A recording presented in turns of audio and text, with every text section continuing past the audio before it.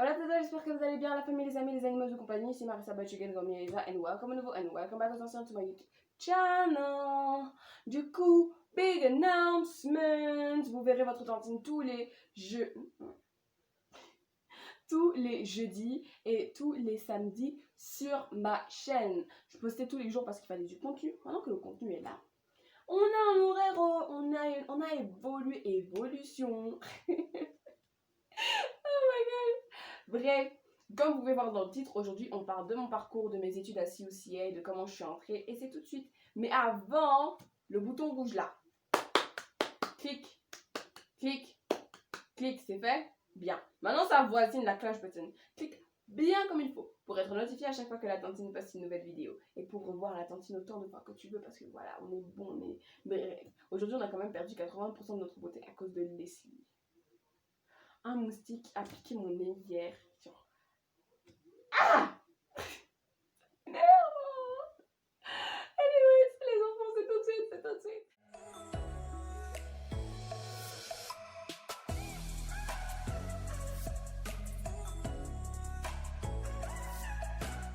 Je suis de retour pour vous parler de mon parcours de à CUCA, enfin mon parcours du combattant pour arriver là-bas. C'est parti. Guerre. Bref. Alors, faut savoir qu'en général, les universités aux Émirats Arabes Unis, c'est super facile de les contacter, ok? Donc pour contacter cette université, j'ai pas trimé, ok? Je passé 40 mois avant de recevoir des réponses, non.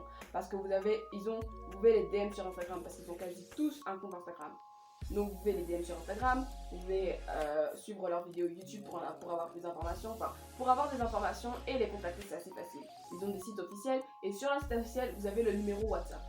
Envoyez pas des mails, ça sert à rien. Ils vont vous répondre, mais les WhatsApp, c'est beaucoup plus efficace, ok? C'est beaucoup plus efficace. Et la chose qui m'a beaucoup aidé, c'est les élèves. Donc ce que moi j'ai fait, c'est que je suis entrée en contact avec une élève de là-bas. Pour ça, je suis allée sur Instagram, j'ai tapé la localisation de CUCA et on m'a mis tous les élèves qui avaient posté des photos en rapport avec ça. J'en ai choisi j'en ai choisi 4. Il y en a une avec qui je suis restée en contact et voilà. Cette fille m'a aidé à avoir le numéro d'un gars. Et ce gars s'appelle Mr. Levi. Bon, il a un autre prénom, mais comme je sais pas si je dois écrire le prénom ou pas, on va l'appeler Monsieur Levi. Donc, Monsieur Levi, j'ai eu son numéro grâce à cette fille et il travaille dans le Career Enhancement Center de CUCA. Et c'est dans ce Career Enhancement Center qu'il gère les demandes d'étudiants. Donc, j'étais à la source, ok? J'étais à la source. Je voulais faire un parcours bachelor classique en business management, mais il m'a réorienté vers un BTech. Je ne sais plus quelles étaient les raisons pour lesquelles il m'a réorienté, mais bref, je parlais du BTech à la fin de la vidéo. Donc restez jusqu'à la fin pour en savoir plus sur le BTech. Donc ce qui s'est passé, c'est qu'on a fait la vidéoconférence aux alentours de avril-mai 2020. Et ensuite, il m'a dit, attends jusqu'en juillet pour commencer les démarches. Parce qu'on était en plein semestre numéro 2.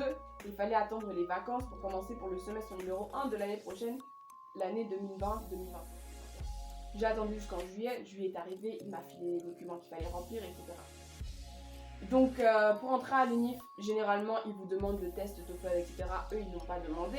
J'ai juste donné le scan de mon visa parce que j'étais pas sur place, donc tout est fait par scan et mail, bref. Le scan de mon visa et mes diplômes de la 4e, de la 5e et de la 6e secondaire. Vous devez les envoyer traduits en anglais, ok? Mon école a fait le travail, ok? Mon école a fait le travail. Si vous voulez, vous pouvez me DM sur Instagram, comme ça je vous montre je suis passée de quelle version de mon bulletin à quelle autre version pour que vous ayez un modèle et que vous demandiez à votre école de faire pareil ou quoi que ce soit. Donc je vous aide beaucoup, hein. Hey, ça mérite plein de subscribes. Ça mérite plein de shares de vidéos. Je suis trop gentille. Donc ils vous demandent votre passeport. Ils nous ont pas demandé mon test d'anglais parce que j'ai tellement envoyé de voice notes et on a tellement parlé avec M. Alcon qui s'est dit ah Seigneur, cette fille sait parler anglais, on n'a pas besoin de la tester. Bref, donc ce qui s'est passé après, c'est que j'ai attendu juillet, comme je l'ai dit, et mon père a payé et tout ça, et je suis entrée en cours. Quand je suis entrée, ils m'ont donné l'application, j'ai téléchargé l'application, ils m'ont donné mon mail étudiant, mon numéro étudiant, tous des trucs d'étudiants, leur site, mot de passe, tout ça que j'ai changé après. Et voilà, c'est comme ça que je suis entrée à CUCA.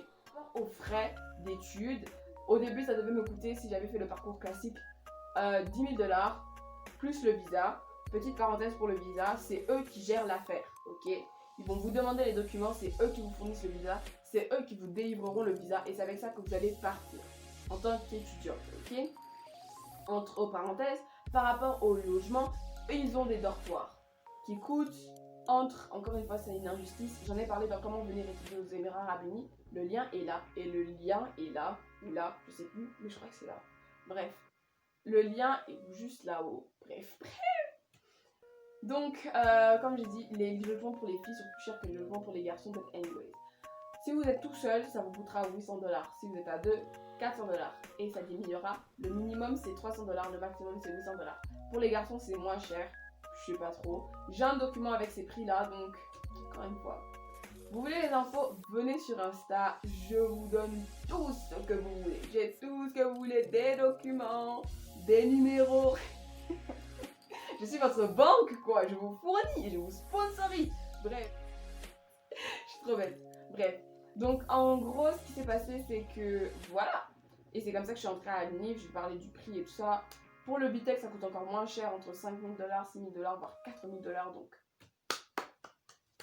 par rapport aux cours qu'ils offrent, vous avez la chirurgie dentaire, les relations publiques, le business management, l'ingénierie, l'informatique. Les autres cours, je sais pas trop, mais ils en ont plein. Encore une fois, j'ai un document avec toutes les branches, donc venez me voir. Concernant le BTEC dont j'ai parlé, je voulais faire un parcours classique et on m'a dit non, fais un BTEC. Alors le BTEC, il faut savoir que c'est divisé en 6 parties. Vous avez 6 niveaux. Le niveau 1, 2, 3, 4, 5 et 6. Le niveau 4, c'est le niveau auquel j'appartiens. Dans ce niveau-là, vous y atterrissez si vous avez complete vos 12 années d'études. C'est là que vous arrivez au niveau 4. Au début, j'étais un peu anxieuse parce que je me suis dit niveau 4, j'ai sauté 3 niveaux, wesh. Je vais pas être perdue ou quoi, mais non, ça va, tout va bien. Je fais un BTEC en business management et à cause du corona, je devais avoir 4 cours ce semestre. J'en ai eu, et en même temps, mais ils les ont divisés en 2 parties. Donc le premier semestre c'est divisé en 2 parties. Mon premier semestre, la première partie de mon premier semestre c'est fini il y a une semaine et j'ai eu marketing et entrepreneuriat. La semaine prochaine je commence de nouveaux cours, business law et accounting, donc la comptabilité. Ensuite, comment ça fonctionne le BTEC? Vous n'avez pas d'examen, vous avez que des assignments. Donc vous n'aurez jamais d'examen, vous n'avez que des assignments. Et il faut savoir que les BTEC, vous n'aurez jamais masse cours, ok? Vous n'aurez pas des trucs à retenir. C'est juste du travail de recherche, c'est tout le temps du travail de recherche. Et vous devez pondre plus de 13 pages. Ça va. Je vous jure, au début, je me dis 13 pages, c'est beaucoup, mais j'en ai pondu 67 et 31.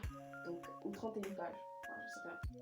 Donc voilà. Pour réussir, il faut achieve des criteria, donc des critères. Il y a des critères pour passer. Il y a des critères pour avoir le mérite et des critères pour avoir la distinction. Pour avoir mérite et distinction, vous devez d'abord avoir le minimum. Et le minimum, c'est les critères pour passer. Pass criteria. Et il y en a en fonction des unités que vous faites. Donc, marketing, business law, accounting. Vous avez un certain nombre de P. Ok, pass criteria, we call this P. Vous pouvez en avoir 4, 7 et machin. Mais un truc est sûr, c'est que même si vous en avez 4 et que sur les 4, vous en passez 4, mais que vous en avez échoué un, on va vous demander de refaire votre assignment. Pas depuis le début, mais de rajouter ce qui manque pour tous les avoir. Parce qu'ils ne considèrent pas comme réussi. Donc il y aura une first submission date. Et dès que vous corrigez les trucs, vous aurez les final results. Donc vous n'avez pas les résultats définitifs dès le début. C'est progressif. Les profs vous feront des feedbacks. De toute façon, ça devrait aller. Et je crois que c'est tout ce qu'il y a à savoir par rapport au BTEC. C'était ma vidéo du jeudi. Si vous avez des questions, encore une fois, venez me rejoindre sur Instagram. N'oubliez pas de commenter la vidéo, de partager, de liker, et bla bla bla. Jeudi, je vous ferai une vidéo par rapport aux élèves, comment je me suis intégrée. Et voilà. C'est pour moi. C'était mon intro de la fin, c'est le feu. Ciao.